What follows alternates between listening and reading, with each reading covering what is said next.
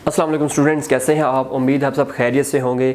जैसा कि आप देख रहे हैं जी, हम चैप्टर नंबर 2 पढ़ रहे हैं, उसका हम लेक्चर नंबर 2 देखने लगे हैं कि इस जो हम ये हमारे पास फ़ाइल मैनेजमेंट सिस्टम होता है, इसके अंदर हम डाटा को कैसे हैंडल कर सकें। मीन सबसे पहले हमारे पास फ़ाइल मैनेजमेंट सिस्टम ही था, इसको हमने जब इम्प्रूव किया तो हमने डेटाबेस के ऊपर आ गए। तो इससे पहले डेटाबेस से पहले जब हम डाटा को स्टोर कर रहे थे तो बेसिकली हम किस तरह मैनेज कर रहे थे, इस चीज़ को हम देखने जा रहे हैं। लेक्चर 1 जो था उसमें थोड़ा सा हमने ओवरव्यू लिया था कि हम किस तरह स्टोर करते हैं। हम फील्ड्स बनाते हैं, फील्ड्स को फिर हम रिकॉर्ड में चेंज करते हैं और रिकॉर्ड को फिर हम फाइल के अंदर चेंज करते हैं। यही चीज़ हम दोबारा इधर देखने जा रहे हैं थोड़ी सी डिटेल के अंदर कि जो हमारी फील्ड होती है वो किस तरह की होगी या किस तरह की नहीं होगी। तो स्टार्ट करते हैं जी। तो फाइल मैनेजमेंट के अंदर हम जब भी डाटा स्टोर करते हैं तो वो किस में स्टोर करते हैं जी। सबसे पहले जो एक कॉन्सेप्ट आता है वो आता है हमारे पास फील्ड का, कि हमारे पास छोटी छोटी फील्ड्स होती हैं जो मिलके हमारे पास एक रिकॉर्ड बनाती हैं। तो बेसिकली फील्ड क्या होता है, जैसे देखें हम किसी स्टूडेंट के बारे में अगर डाटा स्टोर करने जा रहे हैं तो स्टूडेंट के बारे में हम क्या क्या डाटा स्टोर करेंगे। हम कहेंगे जी स्टूडेंट जो है मीन स्टूडेंट जो भी है उसका कोई ना कोई एक आईडी होगा या रोल नंबर होगा। तो इस तरह हम कह सकते हैं जी स्टूडेंट का हमारे पास कोई रोल नंबर होगा।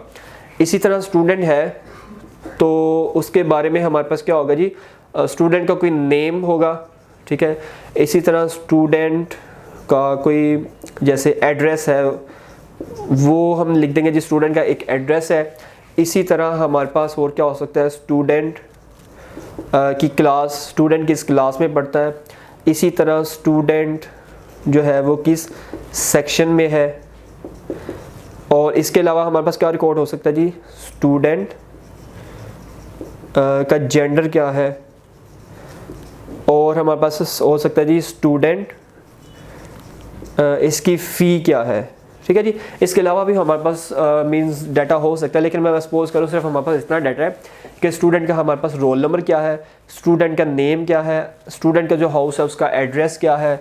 इसी तरह स्टूडेंट जो है वो किस क्लास में पढ़ता है और उसका फिर सेक्शन कौन सा है, और स्टूडेंट का हमारे पास जेंडर क्या है जी स्टूडेंट का, और स्टूडेंट की फ़ीस क्या है।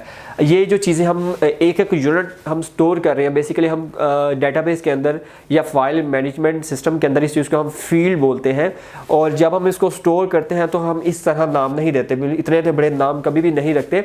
हम एक तो नाम छोटे रखते हैं और दूसरा मीनिंगफुल नाम रखते हैं, ताकि हमें बिल्कुल पता चल जाए इसके नाम से ही कि हम इसमें डाटा क्या स्टोर करने जा रहे हैं।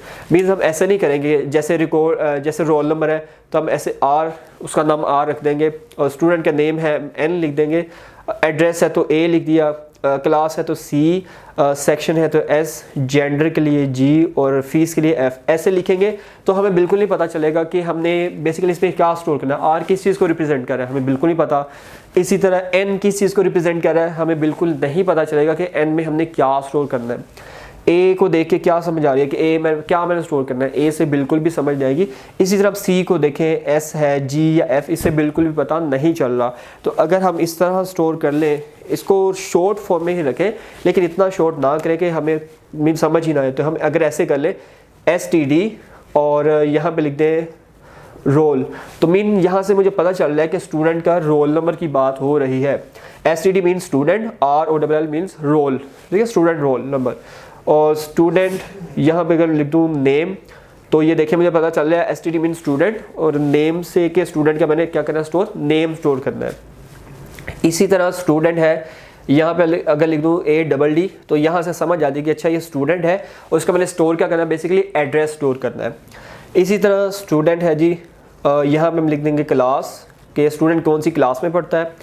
इसी तरह ये चीज़ हम स्टोर कर देंगे स्टूडेंट SEC मीन स्टूडेंट का सेक्शन कौन सा है, जो क्लास है उसके साथ साथ उसका सेक्शन कौन सा है। और जेंडर के लिए हम यूज़ करेंगे जी STD कि स्टूडेंट, और GEN मीन जेंडर क्या है स्टूडेंट का, तो हम शॉर्ट फॉर्म में GEN भी यूज़ कर सकते हैं। इसी तरह स्टूडेंट, और यहाँ पे हम लिख देंगे FEE। तो इस तरह हम सारा का सारा ये फील्ड्स मैनेज कर सकते हैं। अब जो नई बात आती है वो क्या आती है कि कंप्यूटर को कैसे पता चलेगा इस फील्ड के अंदर मैंने डाटा किस तरह का स्टोर करना है या डाटा कितनी मेमोरी लेगा, तो वो भी हम इसमें मैनेज कर सकते हैं जी। फाइल मैनेजमेंट सिस्टम के अंदर हम ये चीज़ बता सकते हैं कि हमारी ये एक फील्ड है, रोल नंबर, इसमें डाटा किस तरह का स्टोर होगा, मीन एक नंबर होगा या एक स्ट्रिंग होगा या इंटीजर नंबर होगा, किस तरह का डाटा स्टोर होगा वो भी हम किस में बताते हैं, फाइल मैनेजमेंट सिस्टम के अंदर ये चीज़ बताते हैं प्रॉपर। नेम है, नेम की डाटा टाइप क्या होगी, इसी तरह एड्रेस है तो एड्रेस में हम कितना डाटा स्टोर कर सकते हैं, उसकी डाटा टाइप क्या होगी। और फिर क्लास है जी, क्लास में हम डाटा किस तरह का स्टोर कर सकते हैं, मीन एक स्ट्रिंग होगा या एक इंटीजर वैल्यू है, तो ये भी हम चीज़ किस में देखेंगे, जब हम FMS बना रहे होंगे या फाइल मैनेजमेंट सिस्टम बना रहे होंगे तो इसमें हम ये चीज़ डिफ़ाइन करेंगे कि हम डाटा, ये इस जो फील्ड है इसमें किस तरह का डाटा स्टोर कर रहे हैं। इसी तरह सेक्शन है, जेंडर, फीस है, इसमें हम हर चीज़ बता रहे होंगे कि हम किस तरह का डाटा स्टोर कर रहे हैं। दूसरी चीज़ आती है कि ये जो फील्ड होती है ये कितना साइज़ लेगी मेमोरी के अंदर, तो ये भी चीज़ हम खुद से बता सकते हैं, तो इसलिए हम इसको बोलते हैं ये वेरिएबल भी हो सकता है। वेरिएबल मीन इसका वेरी कर सकता है, हो सकता है ये जो है ये 4 बाइट्स ले मेमोरी को, मीन मेमोरी के अंदर 4 बाइट्स ले, नेम हो सकता है 15 बाइट्स ले, ठीक है जी, कुछ भी नंबर ऑफ बाइट्स हो सकते हैं, मैं तो वैसे ही मैं लेट कर रहा हूँ कितनी हो सकती हैं।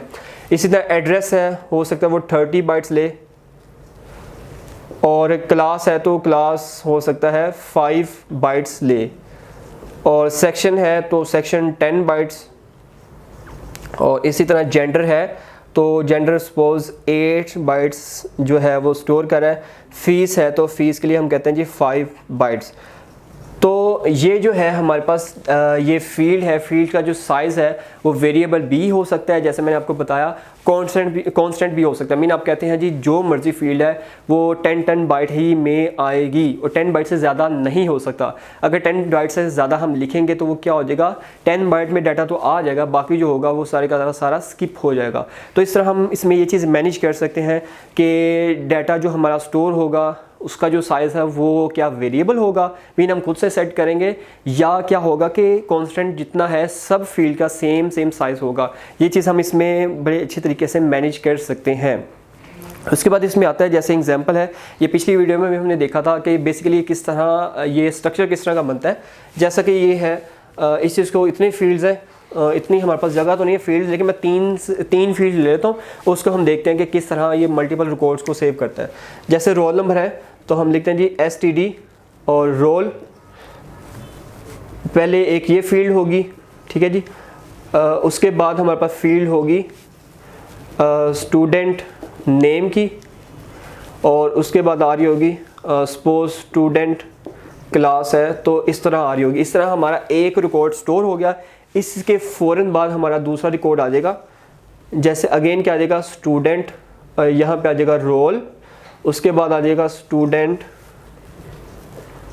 Name, so on. इस तरह सारे के सारे रिकॉर्ड्स आते जाएंगे। तो ये देखें हमारा यहाँ से लेके यहाँ तक एक रिकॉर्ड आया, मीन हम इसको बोल सकते हैं R1 मीन्स रिकॉर्ड 1। इसी तरह यहाँ से लेके यहाँ तक आगे रिकॉर्ड 2, इसी तरह रिकॉर्ड 3, इसी तरह रिकॉर्ड 4। तो इस तरह ये कॉन्सेक्टिव मेमोरी लोकेशन लेता है जब हम रिकॉर्ड को सेव करते हैं। तो इस तरह ये सारा हमारा काम करता था। डाटा जो हमारा फाइल मैनेजमेंट सिस्टम है इस तरह काम करता है। तो इसमें हर चीज़ जो थी कॉन्सेक्टिव स्टोर होती थी, मीन्स एक सीक्वेंस में स्टोर हो रही थी, जो कि इसका काफ़ी बड़ा डिसएडवांटेज था। लेकिन आजकल जो हम डाटाबेस पढ़ेंगे, मीन डाटाबेस हम पढ़ेंगे आगे फर्दर, तो इसमें देखेंगे हम डाटाबेस में डाटा कहीं भी स्टोर कर सकते हैं, रिकॉर्ड टेबल की फॉर्म में स्टोर करेंगे और उसमें बहुत इजी हो जाता है डाटा को गेट करना। और उसमें फिर फर्दर हम इंडेक्स का टेबल बनाएंगे तो उससे और भी हम इजीली डाटा गेट कर सकते हैं। तो इस लेक्चर में इतना ही। आगे हम मीन स्टार्ट करेंगे कि डाटाबेस क्या होती है, डाटाबेस में रिलेशन टेबल, ये चीज़ें सारी देखेंगे। तो इस लेक्चर में सिर्फ इतना ही।